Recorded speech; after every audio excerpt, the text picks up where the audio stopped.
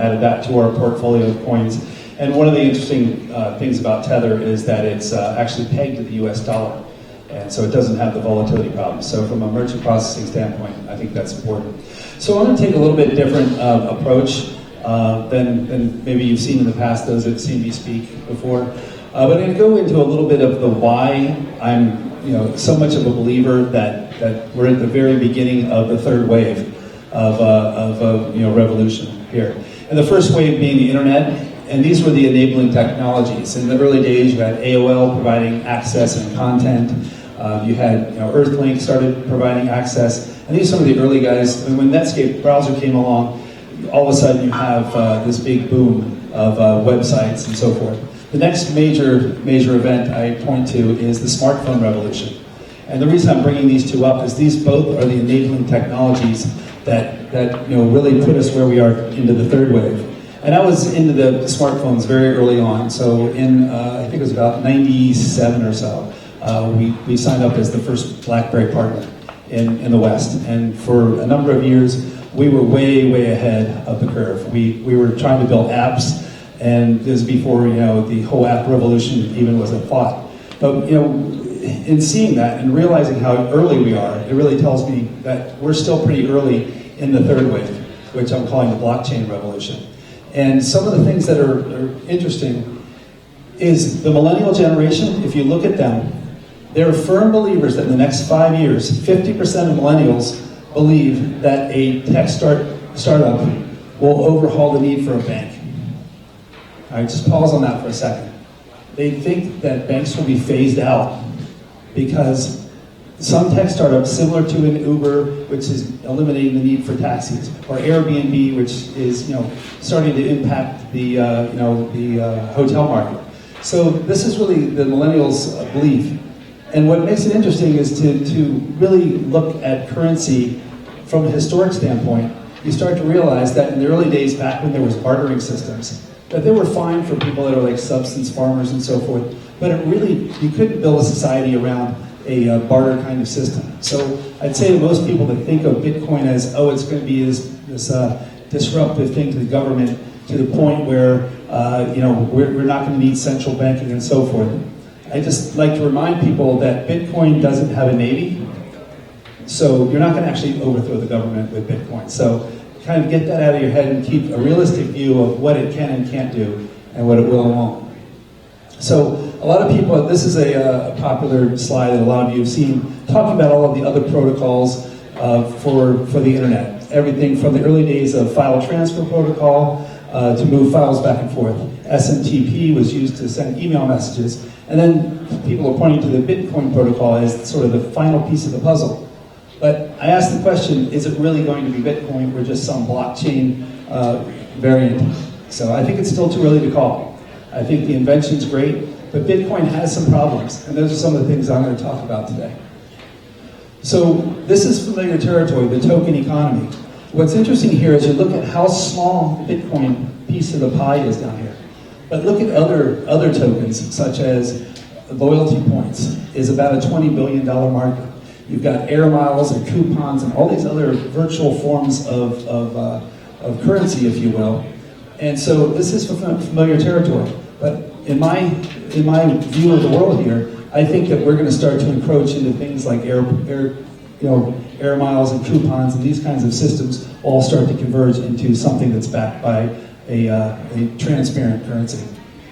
So if you look at the millennials, the other thing that's really fascinating is this number actually blew me away. $41 trillion is going to move from the boomers, baby boomers, to the millennial generation over the next, call it 20 years. So that's a huge amount of money. And some of the characteristics of these millennials is they don't really trust financial institutions. They don't trust banks. They have a trust in themselves, and they'll invest in themselves as opposed to putting money with a Goldman Sachs and places like this. So these people are the center of the bullseye of who are using digital currencies. So as you look at this ecosystem of all of the different companies, and you start to analyze, okay, there's people that have different components of this, and then there's people that are doing like the full stack. And this is borrowed from the CoinDesk report. But it's interesting to see how the different sectors are starting to break down through mining and the other pieces. But I would argue that most of the companies in these space, I think almost without exception now that mining is no longer profitable or marginally profitable, most companies aren't making profits yet.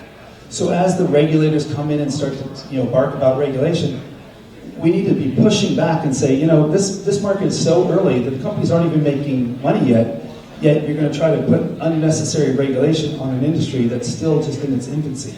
So I put the slide up there to emphasize that point. So now I'm going to get into just the payment processing. And this is our area of the industry. So PayPal selected the three of us, BitPay, Coinbase, and GoCoin, as their three payment processors. And if you look at market share, BitPay has about 50% market share, whereas Coinbase is about 35%, GoCoin has about 8%. So collectively we make up, I would say, the majority of payment processing. And what's interesting is, collectively, if you looked at all three of the companies, I would bet you probably have enough business and payment processing today to support one company, not three, and certainly not 5 or 6. Because as the price of Bitcoin has come down, the transaction volume has come down significantly. Okay, so we need to take a realistic look at where we are as an industry and figure out what are some of the problems and how can we solve them. And the panel that I'm going to be hosting here in a second, which is mainstream adoption, mass adoption. We've got great adoption coming through the merchants. I think this slide is wrong. This is also in the CoinDesk slide because they show that in the first quarter there's less than 2,000 between Coinbase and BitPay. Because if that's the case, then we basically outpaced both of them in the first quarter because we had close to 3,000 merchant signups. So merchant adoption is not the problem. Merchants are come on, but they've been sold that no chargebacks. They've been sold the Bitcoin community is going to step up and support you. And that's probably true right when they launch. You'll see a bunch of transactions, but the merchants aren't doing the work that needs to be done. The work that needs to be done is to drive adoption. So how do we answer the question, what's in it for the consumer? Because right now there's not enough in it for the consumer for them to go and shop and buy things with Bitcoin. They're still using it as an asset class, storing it away, and waiting for the value to go up. So we have all of these major retailers that we got really excited. They've made their announcements, and I think it's a little bit disappointing. I think that most of these merchants expected to have a lot more transaction volume. What we've noticed is most of them are relatively lazy. We've given them all the tools to do analytics, to basically do A/B testing at checkout, but most of them just take the lazy approach. They just put it up as another payment method, and it's sort of the build it, they will come mentality. It's the wrong way to think about it. It's not build it, they will come. You're going to have to go out and do the hard work to drive adoption. So I'm looking forward to hearing from Connie from Expedia about the types of things they're doing to drive adoption, and some of the other merchants. I think the conversation, we need to really figure out what's the magic sauce that gets the consumer ready to spend their Bitcoin. So this was also in the recent CoinDesk, and this speaks to the chicken and egg problem. It's not so much the chicken and egg. We're signing up 130 merchants per week right now. So the merchants are coming. They know they have a problem, and they're hoping we can solve it. But once they do the work, and then they realize the transaction volume is so low, what can we do to really start to drive more people to these sites? So a couple statistics, and I probably jumped ahead on a couple of these points. So we've had about 7,000 merchants sign up for our services. Yet of those merchants, only about 10% of them consistently do a lot of transactions. So it's not as high as probably people are thinking. So 10% of those merchants really transacting, and then of those, when somebody's getting ready to check out, okay, so they've gone through, they filled their shopping cart, they have the product that they want in there, they get down to their payment method, they look Visa, MasterCard, Bitcoin, they click Bitcoin. In that case, this is a shopper who you think is ready to pay, only 25% of those invoices actually get completed. So what happens to the 75%? Where did they go? We have no idea.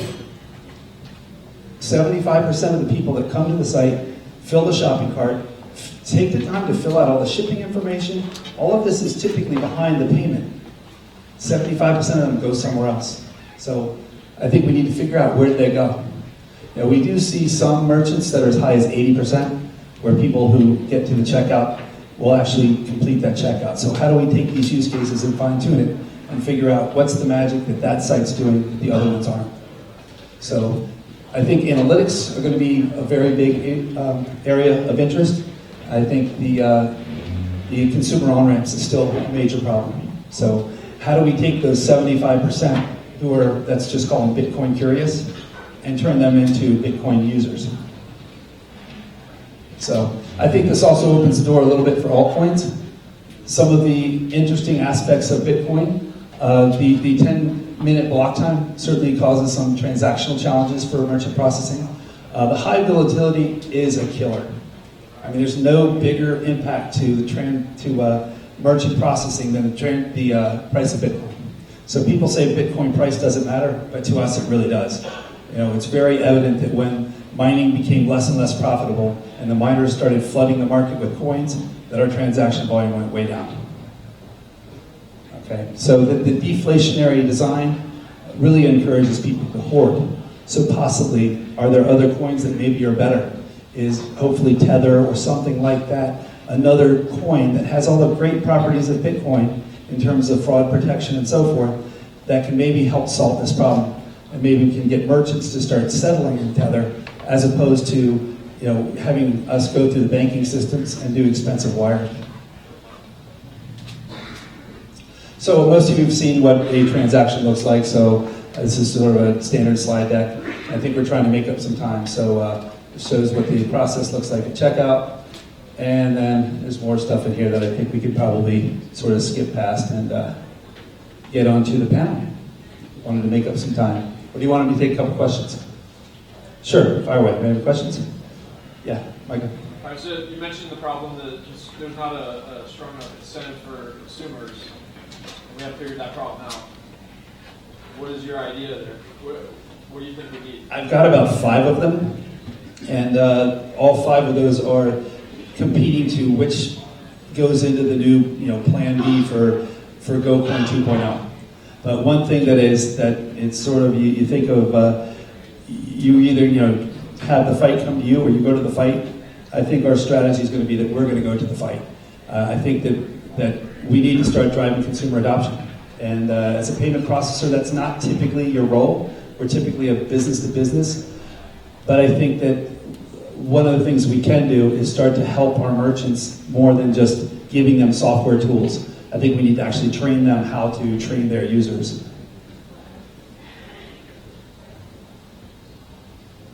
Yes?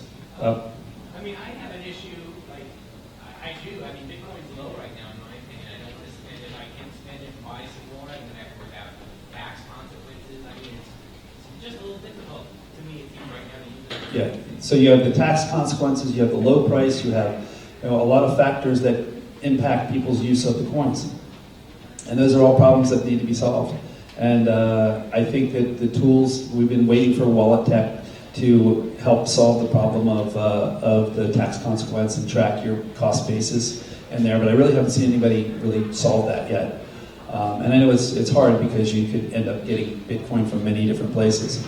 But I think that we'll see some sort of wallet that starts to get more and more intelligent and be able to track cost basis and help you with reporting, as well as help you with things like other payments that are recurring, things of that nature. Anybody else? Shall we bring the panel up?